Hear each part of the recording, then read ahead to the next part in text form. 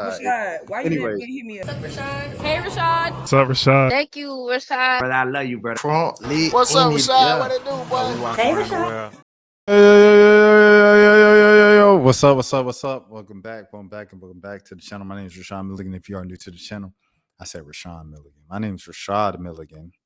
If you are new to the channel, this is the road to 10K subs. Without further ado, let's get into it. Like I said, I don't know if there's going to be a full stream because it's late and I have about 2-3 days worth of days and stuff here, but it is going to be I'll cap it at an hour. I'm gonna call it an hour if it gets to an hour. But all right, let's get into it without further ado.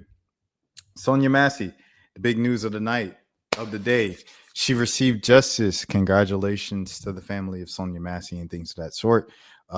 Shortly, I think that the case just started like maybe a week ago or so, and I think the trial was supposed to take about 5 days a week. He has former police officer Sean Grayson over in Illinois. He has been found guilty in the unaliving of Sonya Massey, the black woman who he after she called police for assistance. If you remember this story, this was the black woman who called the police for assistance. They said her family members said she had mental health issues and things of that sort. They come there. She's like, I bind you in the name of Jesus, these evil spirits. She pours water on one of them, hot water. And I think before she poured the water on him, he unalived her, which is crazy because it's like hot water, bro. You could have took the burns, which is, I guess, why Sean Grayson has now been found guilty. Now let's see what has happened, like the details of it, when the sentencing is going to happen, what's the maximum sentence and things of that sort. So I will be looking at that right now. I'm going to go to CNBC News, and let's see. This was written by Selena Gorova and Minnie Von Burke. So shouts out to them. Sean Grayson, the former Illinois sheriff's deputy, was convicted on Wednesday of second-degree unaliving in the 2024. Oh, who is this? Holla if you hear me. What's happening, Nate? Yeah. Yes, sir, Nate. I might have a little crew tonight because these the old hours. These the old hours I used to stream in the middle of the night. We might have a little crew again. But the second degree unaliving of the 2024 passing of Sonya Massey, a black mother of two, who called 911 about a possible prowler. Grayson was charged with first degree unaliving, but the jury instructions included the option to convict him of a lesser charge of the second degree. Jurors deliberated for almost 12 hours after closing arguments ended on Tuesday morning. Grayson's family cried and held hands as the verdict was read. Outside the courthouse, protesters celebrated the guilty verdict and chanted, "I rebuke you in the name of Jesus," which is what Sonya Massey said at the time and stuff like that. She said, "I rebuke you in the name of Jesus." Attorneys Ben Crump and Antonio Romanucci, who represented her family in a $10 million civil settlement, said that they believe that Grayson's actions warranted a first-degree unaliving conviction, but it was, quote-unquote, still a measure of justice for Sonya Massey. Quote-unquote, "I'm fueled by rage right now," Sante Massey, one of Sonya's cousins, said outside the courthouse. If you get an officer who says he's going to hit you in the face and then he does it in the face, how do you only get second degree? Ooh. Former federal prosecutor Mark Chekto said that the defense made a quote-unquote strategic decision to include the second degree charge. The prosecution likely felt that it was confident about their case and was willing to go all in or nothing in the verdict, but the defense did not want to take that chance. So they advocated for a lesser included charge. So they said, we've seen this too many times where they got off. So we're going to say, hey, let's include the second degree so we can get something done. I like that. I like that, Massey family. Grayson faces 4 to 20 years in prison. That's it? 4 to 20 years? What? Under state law, he will most likely be eligible to get day-to-day credit for good behavior in prison, meaning he could end up serving only half of his sentence. So he could get out as early as 2 to 10 years? Man, Massey's father, James Wilburn, said he hopes the judge gives Grayson the maximum sentence. He showed no remorse. He was so cocky throughout this whole trial, he said, until he was convicted. Wilburn said, yeah, that knocked the smirk off.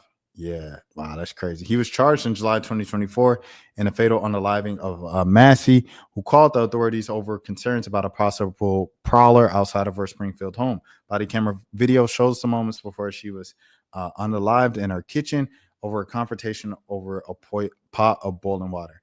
Her unaliving led to calls of justice and protests across the country and reignited scrutiny of law enforcement outings of Black people in their homes. Grayson is white. There's a difference in this country. When you have my skin color and when you have Grayson's skin color, we need justice, not a miscarriage of justice that happened here in Peoria. Wilburn said. In Illinois, the Sonya Massey Act was signed in August, requiring stricter background checks and police hiring.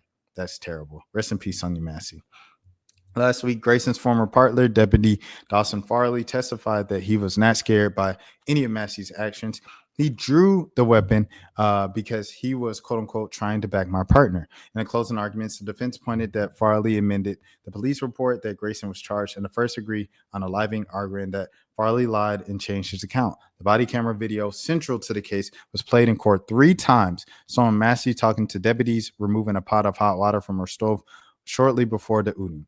On Monday, Grayson took to the stand in his own defense, telling the court that he believed Massey was going to throw the boiling water on him after she said, "I rebuke you in the name of Jesus." How is that defense? That's not a defense. She was going to burn me. She was going to give me 3rd-degree burns with hot water. So you unalived her? Come on, bro. He testified he took her remark as a threat, and that is why he withdrew his firearm. Grayson did not try to use his stun because he was unsure whether it will work because of her clothing. I didn't want to take the chance of the taser malfunctioning. Oh my gosh. And he only got 2nd degree? Nah. He can only get 20 years. In the closing arguments on Tuesday, First Assistant State Attorneys Mary Beth Rogers said Massey made no sudden movements and complied, quote unquote, peacefully with the order to drop the pot of water. "I'm sorry," is the last thing that Sonya Massey said before the defendant unalived her, just like he said he would. Told the jury, quote unquote, "He wants you to believe that he was scared, but you don't have to believe that because it's not true." Yikes. Rogers argued that Grayson did not get to claim self-defense, justified his outing because he provoked the use of force himself. Daniel Foltz, Grayson's attorney, said Massey did initially comply and put the pot down, but, quote unquote, she escalated the situation when she picked the pot. We're talking about a pot of hot water. Her life ended. A mom's life ended because she picked up a pot of hot water. I want you to think about that. Like, that's insane, dude. Interesting case here. I think he'll be out within 5 years. I do have a question, not trying to sound wrong, but was there a reason, correct? And he said, doesn't make it right what the officer did. Yeah, that was the reason, to answer your question, Nate. What happened? She went in. They went into the. She called them to the house. I think there's someone around. So they searched around the house or whatever and stuff like that. They're inside, and then she's kind of like, over time, she comes a little like paranoid, from what I remember from the video. So she picks up the pot of water and she's like, "I rebuke you in the name of Jesus." Like, she's essentially saying, like, "You the devil.